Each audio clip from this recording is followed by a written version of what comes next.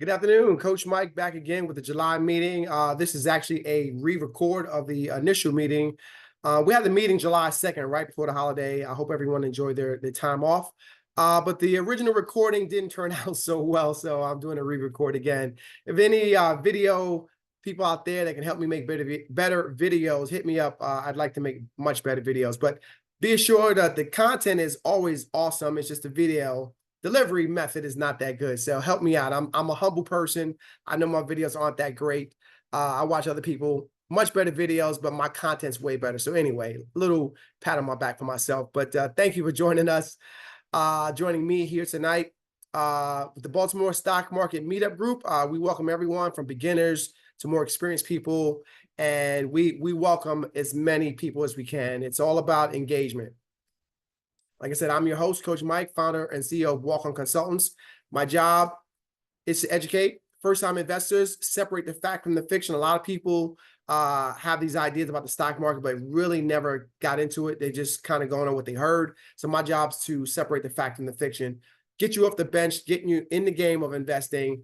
And for those people who already started in the game, I can provide a semi-annual or annual review of your portfolio.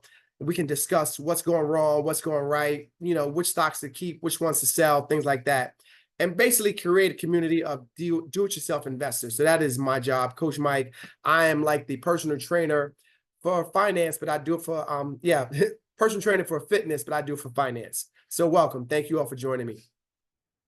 I always begin with a quote from Benjamin Franklin saying that the investment in knowledge pays the best interest.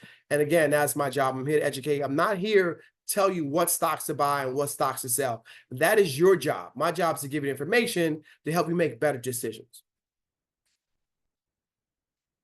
So I want to point out a few things, got a few disclaimers that this is not investment advice. I'm really here to share information, food for thought, that this is not investment advice.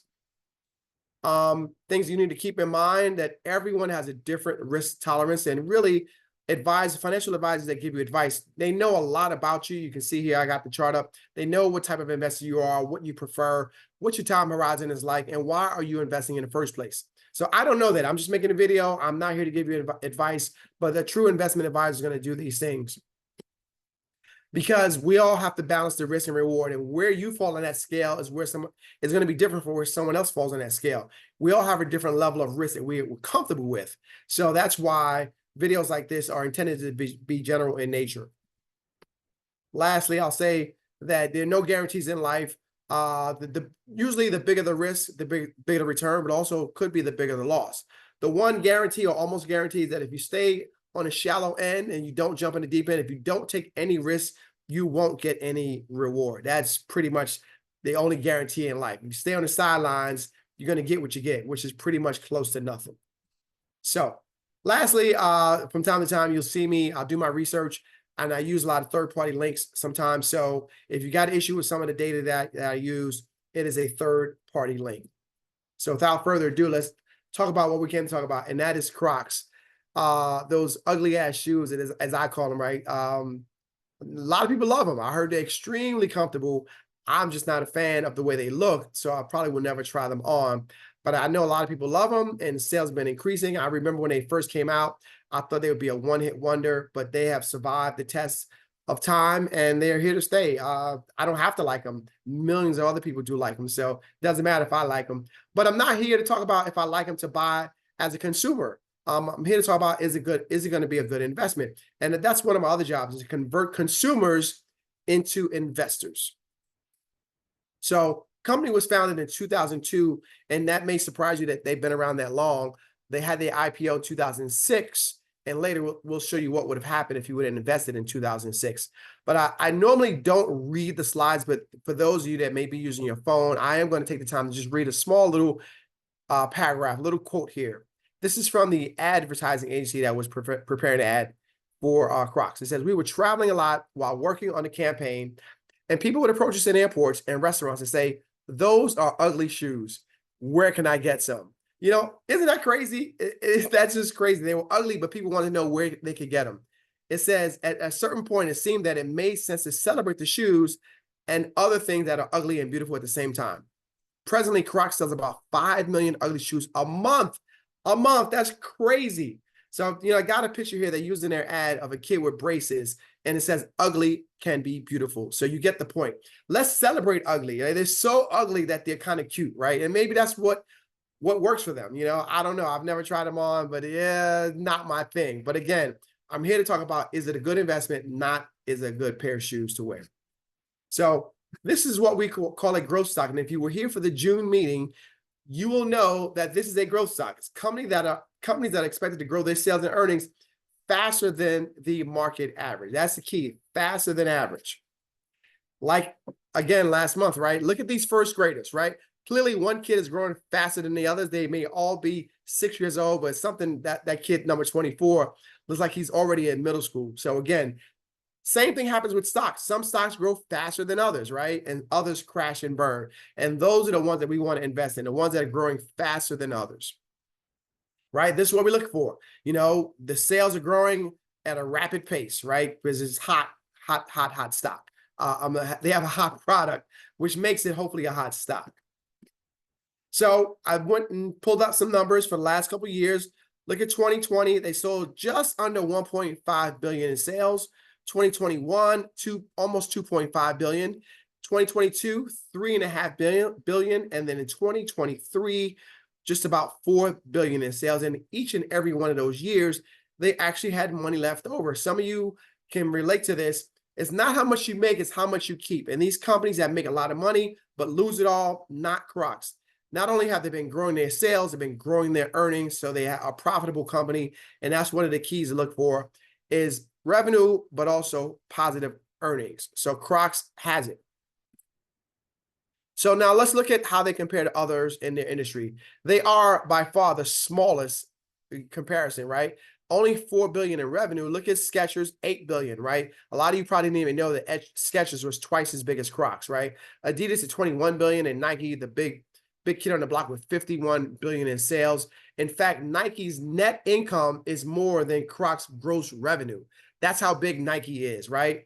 But that's normal when you're comparing a startup new company to a established big kid on the block, right? So clearly they got a long way to go.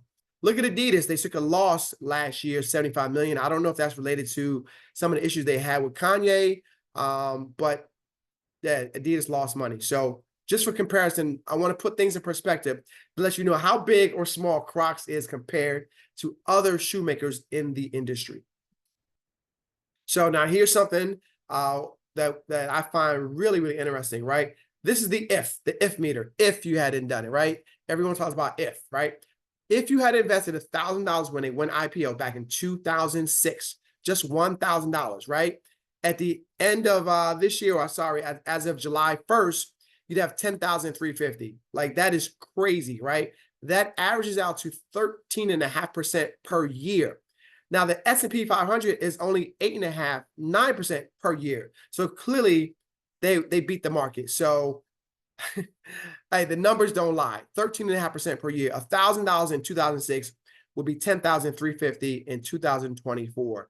Not bad. And if you look at the chart on the right, you can see that there were some down years, but if you stuck with it over time, you would have made a lot of money. And this is where patience comes into play. You got to have patience.